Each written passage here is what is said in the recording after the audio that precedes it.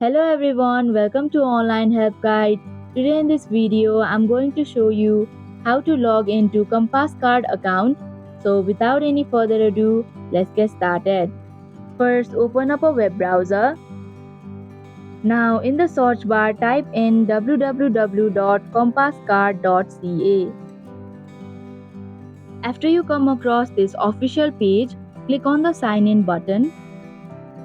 If you do not have an account yet, then you can click on create an account button and make one. And if you already have one, then enter your email address associated with your account and your valid password.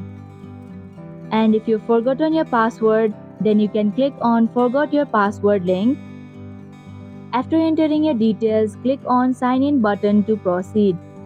And that is how you can log into Compass Card account. Thank you for watching Online Help Guide. Hope this video was helpful. If it was, then hit the like button and comment down if you have any questions or feedback. Also, if you are new to our channel, subscribe and hit the bell icon so that you don't miss our upcoming videos.